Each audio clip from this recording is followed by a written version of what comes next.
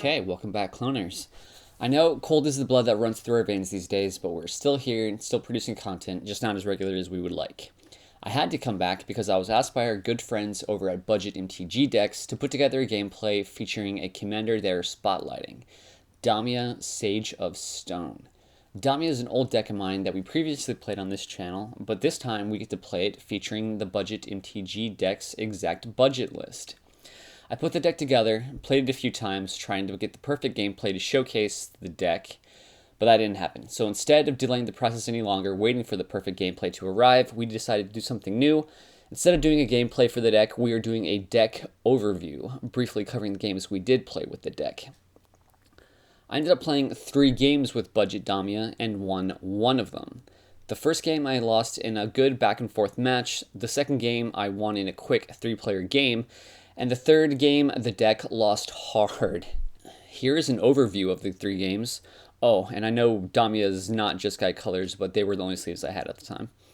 The first game was a 4-player match featuring Vona, Butcher of Magan, Lycia, Sanguine Tribune, and Marin of Clan Neltoth. This game was pretty fun and was also my first time playing the deck.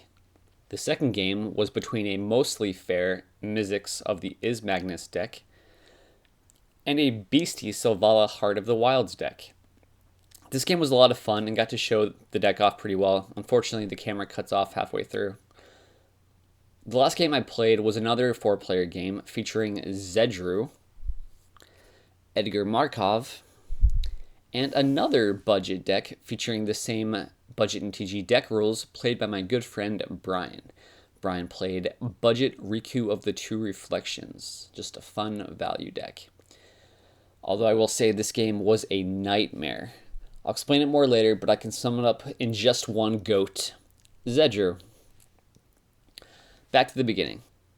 I remember back when putting the deck together, I saw the card Verdian Longbow in the deck list and thought it was a mistake, as I had literally never seen it in a game of Commander before. Then it was clear with the Death Touch sub-theme of the deck that the Longbow was actually one of the more powerful cards in the deck.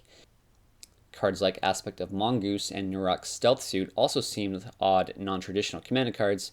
Then I realized they were there for one main purpose, protection of its commander.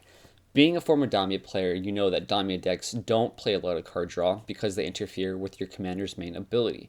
You want to spread out your hand as quickly as possible and then get your commander on the field to refill your hand. At that point, if you don't keep Damia alive, your deck is in trouble of stalling out. Game 1.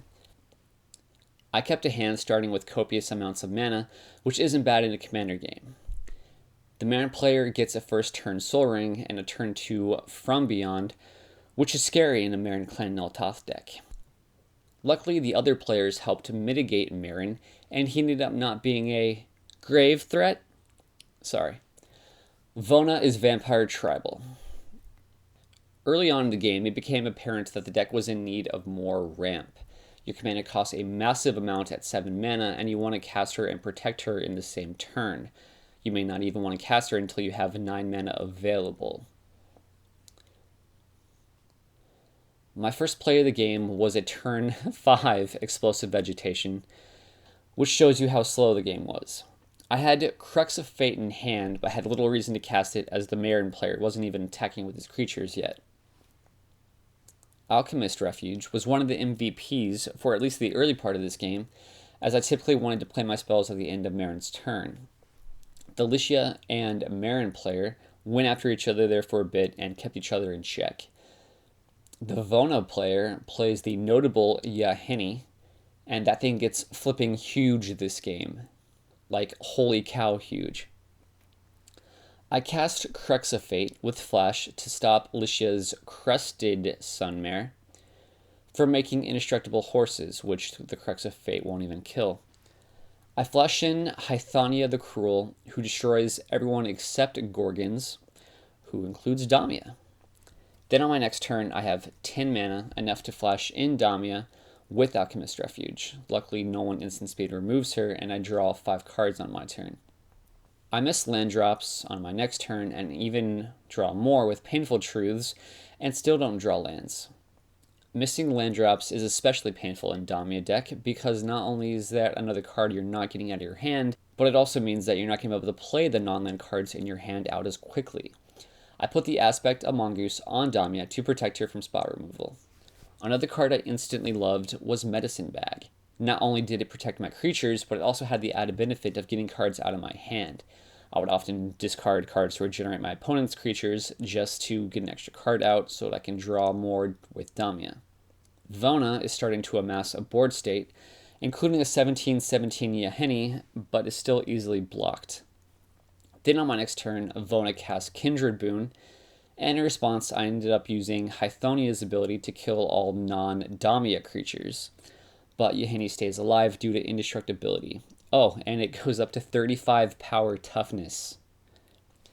Marin starts playing big creatures, and then on my turn I cast as many spells as possible during my main phase so I don't have to pay the Alchemist Refuge cost, casting Alexi, Zephyr Mage, and Vampire Nighthawk. Neither of them get to do very much since on Licia's turn he casts Aetherflux Reservoir, along with his already on the battlefield Exquisite Blood, and having more than 50 life means he just won the game, because he can shoot someone, get the life back, shoot someone else, and so forth. So that was game 1. Game 2. Game 2 was pretty fun.